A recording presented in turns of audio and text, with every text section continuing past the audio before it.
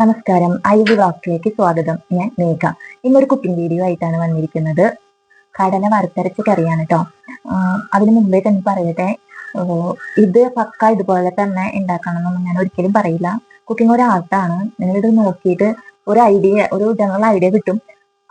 അതിൽ നിന്ന് നിങ്ങൾക്ക് വ്യത്യസ്തമായിട്ട് എന്തെങ്കിലുമൊക്കെ ഒന്ന് ട്രൈ ചെയ്യാം.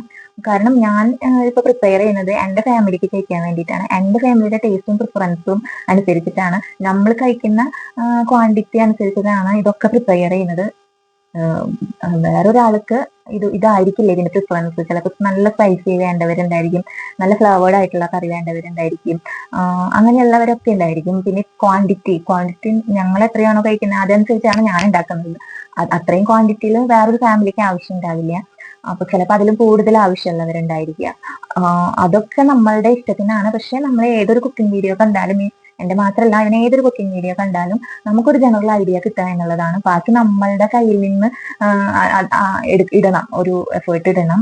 പക്ക അതുപോലെ ഫോളോ ചെയ്യല്ല. ജനറൽ ഐഡിയ കിട്ടുക, പിന്നെ നമ്മളുടേതായ എന്തെങ്കിലുമൊക്കെ ഒരു മാറ്റം കൊണ്ടുവരാ, ചേഞ്ച് കൊണ്ടുവരാ. പിന്നെ കുറെ പ്രാവശ്യം മിസ്റ്റേക്സ് സംഭവിക്കുമ്പോഴാണ് ഒരു കറിയൊക്കെ നന്നാവുക.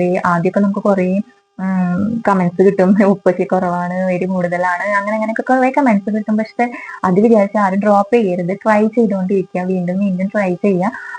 ഞാനിത് എക്സ്പീരിയൻസ്ഡ് ആയിട്ടുള്ള ആളുകളോട് അല്ലാട്ടോ പറയുന്നത്. പുതുതായി കുക്കിംഗ് പഠിച്ചു വരുന്നവർക്കും, ന്യൂലി മാരീഡ് ആയിട്ടുള്ള ആളുകളോടൊക്കെയാണ് പറയുന്നത്.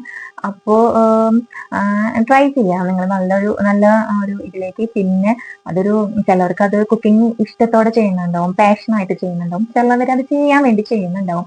എന്ത് തന്നെ ആയാലും നമ്മൾ കഴിക്കണം, അത് നല്ല ടേസ്റ്റി ആയിട്ടുള്ള ഫുഡ് കഴിക്കണം എന്നുള്ളതാണ്. അത് മാക്സിമം നന്നായിട്ട് ചെയ്യാനായിട്ട് നോക്കാം. അപ്പൊ നമുക്ക് എങ്ങനെയാണ് ഇത് തയ്യാറാക്കുന്നതെന്ന് നോക്കാം.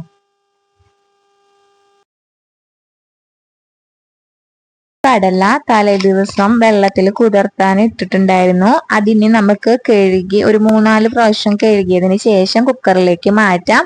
അതിലേക്ക് 1/2 ടീസ്പൂൺ മഞ്ഞൾപ്പൊടി, കല്ലുപ്പ്, ആവശ്യത്തിന് കല്ലുപ്പ്, 2 ചെറിയ ഗ്ലാസ് വെള്ളം എന്നിവ ഒഴിച്ച് നമുക്ക് വേവിക്കാനായിട്ട് വെക്കാം.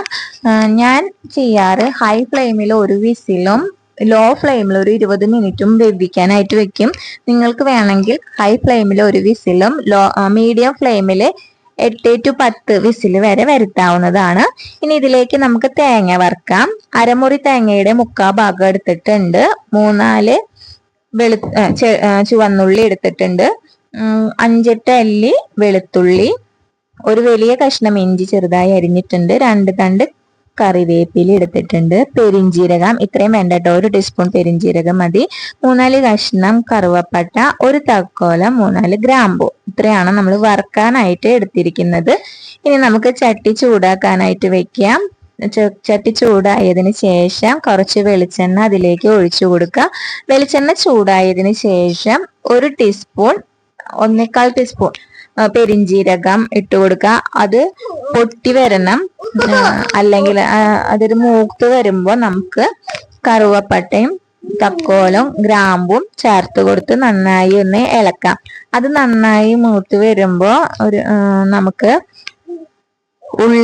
ചുവന്നുള്ളി, വെളുത്തുള്ളി, ഇഞ്ചി, കറിവേപ്പില ഇതെല്ലാം ചേർത്ത് നന്നായി ഒന്ന് വഴറ്റി കൊടുക്കാം.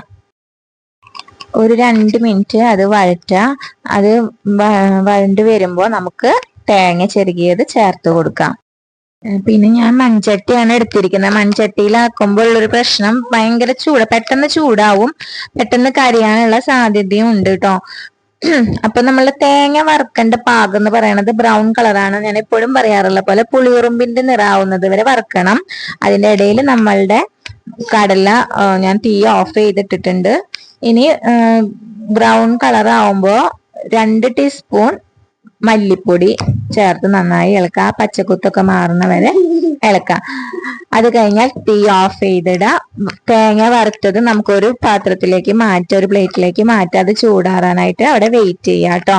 ഇനി നമുക്ക് നമ്മുടെ കടല എയർ പോയിട്ടുണ്ട്, കുക്കറിലെ വെന്തിട്ടുണ്ടോന്നൊന്ന് ചെക്ക് ചെയ്യാം. ഞാൻ നോക്കിയപ്പോൾ വെന്തിട്ടുണ്ട്, നമ്മളുടെ ആവശ്യത്തിനുള്ള വെവൊക്കെ ആയിട്ടുണ്ട്. ഇനി അത് നമ്മുടെ മൺകലത്തിലേക്ക് പകർത്താം. ഇനി മൺകലത്തിലാണ് കേട്ടോ ബാക്കി കാര്യങ്ങളൊക്കെ ചെയ്യുന്നത്. ഇനി നമുക്ക് തേങ്ങ അരയ്ക്കണം. തേങ്ങ ഒരു മിക്സിയുടെ ജാറിലേക്ക് മാറ്റിയിട്ടുണ്ട്. അതിലേക്ക് ഞാൻ 1 ടീസ്പൂൺ മുളക് പൊടി ചേർത്തിട്ടുണ്ട്. ആദ്യം നമുക്കൊന്ന് പൊടിച്ചെടുക്കാം. അതിനുശേഷം കുറേശ്ശെ വെള്ളം ചേർത്ത് നമുക്ക് അരച്ചെടുക്കാം. അരച്ചെടുത്ത തേങ്ങ നമ്മുടെ കടലയിലേക്ക് മാറ്റിയിട്ടുണ്ട്. കുറച്ച് വെള്ളം കൂടി ചേർത്ത് നമുക്കിനി അതൊന്ന് തിളപ്പിക്കാനായിട്ട് വെക്കാം. ഒരു ഹൈ ഫ്ലെയിമിൽ ഇട്ടിട്ട് ഒന്ന് തിളപ്പിക്കുക. തിളച്ച് വരുമ്പോൾ നമുക്കൊരു ലോ ഫ്ലെയിമിൽ ഒരു 5 മിനിറ്റ് ഒന്ന് ചെറുതായിട്ടൊന്ന് ഇരുന്ന് വറ്റട്ടെ. അപ്പൊ ദാ നമ്മളുടെ കടലക്കറി തയ്യാറായിട്ടുണ്ട്. ഇനി ഇതിലേക്ക് നമുക്ക് ഉള്ളി കാച്ചാം. ഞാൻ എപ്പോഴും പറയാറുള്ള പോലെ വറുത്തരച്ച കറിക്ക് നമ്മൾ ഉള്ളിയാണ് കാച്ചുക. ചീനച്ചട്ടി അടുപ്പത്ത് വെക്കുക. ചൂടായി വരുമ്പോൾ കുറച്ച് വെളിച്ചെണ്ണ ഒഴിക്കുക. അതിലേക്ക് 3-4 ചുവന്നുള്ളി ചെറുതായിട്ട് അരിഞ്ഞത് ചേർത്ത് നന്നായി വഴറ്റുക. ബ്രൗൺ കളർ ആവുന്നത് വരെ വഴറ്റാട്ടോ. ഉള്ളി മൂത്ത് വന്നത് നമുക്ക് കടലയിലേക്ക് മാറ്റാം. അപ്പൊ നമ്മുടെ വറുത്തരച്ച കടലക്കറി തയ്യാറായിട്ടുണ്ട്. എല്ലാവരും ഒന്ന് ട്രൈ ചെയ്ത് നോക്കാം. നിങ്ങൾക്ക് ഈ വീഡിയോ ഇഷ്ടപ്പെട്ടെങ്കിൽ നമ്മളെ സപ്പോർട്ട് ചെയ്യണം, സബ്സ്ക്രൈബ് ചെയ്യണം, ലൈക്ക് ചെയ്യണം, ഷെയർ ചെയ്യണം.